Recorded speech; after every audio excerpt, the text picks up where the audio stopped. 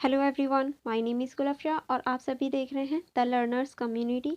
I hope आप सभी ठीक होंगे और अपनी अपनी स्टडी कर रहे होंगे। जैसा कि आप सभी को पता है, आप लोगों के एग्ज़ाम आने वाले हैं, तो ये वीडियो आप सभी के लिए बहुत ज़्यादा इंपॉर्टेंट होने वाली है। स्पेशली जो बीए प्रोग्राम के बच्चे हैं और सेमेस्टर थर्ड में हैं, ये उनके लिए वीडियो है। और ये जो वीडियो है ये हमारी पॉलिटिकल साइंस की है। और इस पॉलिटिकल साइंस की जो बुक है उसका नाम दे रखा है कंपैरेटिव गवर्नमेंट एंड पॉलिसीज़।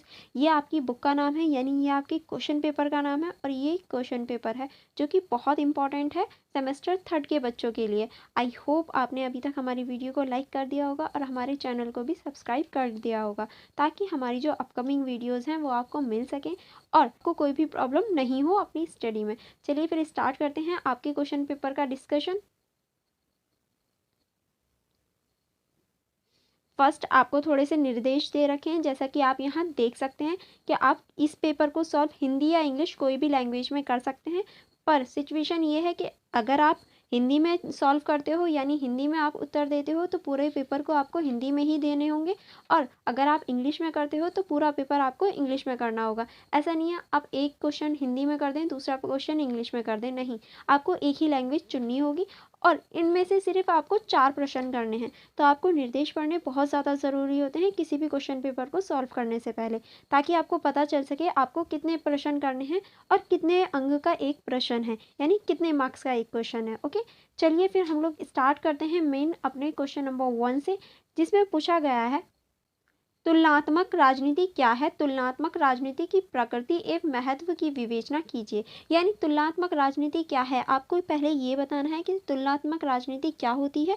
फिर तुलनात्मक राजनीति की जो प्रकृति होती है और जो इसका महत्व है उस पर आपको विवेचना करनी है, यानी उसके बारे में आपको बताना है। पहले आपको तुलनात्मक राजनीति की परिभाषा देनी है कि तुलनात्मक राजनीति क्या है, फिर तुलनात्मक राजनीति की प्रकृति कैसी है, फिर उसका महत्व क्या है और उसका समाज पे क्या प्रभाव है, किस तरह से वो कार्य करती है, इस बारे में भी आपको चर्चा करनी है इस क्वेश्चन में। आई होप आपको क्वेश्चन नंबर 1 अच्छे से समझ में आ गया होगा।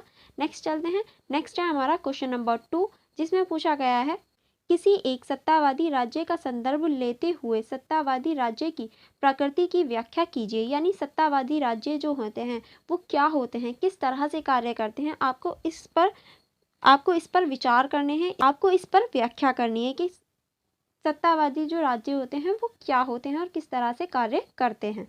नेक्स्ट है हमारा क्वेश्चन नंबर 3, जिसमें पूछा गया है संयुक्त राज्य अमेरिका के राष्ट्रपति की शक्तियों तथा कार्यों का उल्लेख करते हुए उनकी स्थिति का वर्णन कीजिए। यानी आपको इसमें संयुक्त राज्य अमेरिका जो है उसके राष्ट्रपति के बारे में बताना है और उनकी जो शक्तियां होती हैं और उनके कार्यों के ऊपर चर्चा करनी है, उनका उल्लेख करना है कि किस तरह से उनके क्या क्या कार्य होते हैं और उनकी क्या क्या शक्तियाँ होती हैं, इन पर आपको विवेचना करनी है, उनकी स्थिति के बारे में बताना है। ठीक है, एंड नेक्स्ट चलते हैं। नेक्स्ट है आपका अब क्वेश्चन नंबर 4, जिसमें पूछा गया है अग्रता ही विवेचता FPTP एक मिश्रित प्रतिनिधित्व व्यवस्था की मुख्य विशेषताओं पर प्रकाश डालिए। यानी ये जो अग्रता ही विवेचता है, ये जो हमारी मिश्रित प्रतिनिधित्व व्यवस्था है, इसके आपको बताना है कि ये क्या है और इसकी जो मुख्य विशेषता होती हैं इन पर आपको प्रकाश डालना है कि इसकी जो मुख्य विशेषता है वो क्या क्या है, और पहले आपको इसको डिफाइन करना है कि ये क्या होता है। ठीक है,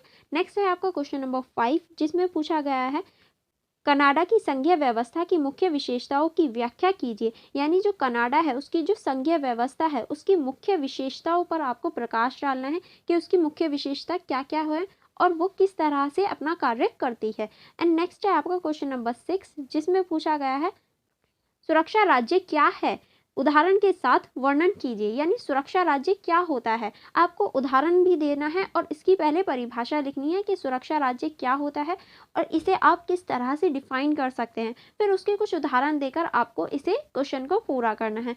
आई होप आपको ये सारे क्वेश्चन समझ में आ गए होंगे और यहाँ ये आपका क्वेश्चन पेपर पूरा फिनिश हो जाता है।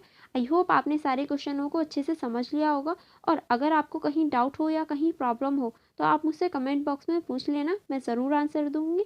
एंड फॉर मोर वीडियोस आप हमारे चैनल को सब्सक्राइब कर सकते हैं ताकि आप हमारी अपकमिंग सारी वीडियोस को देख पाएँ। चलिए फिर मिलते हैं नेक्स्ट वीडियो में। Thank you for watching everyone.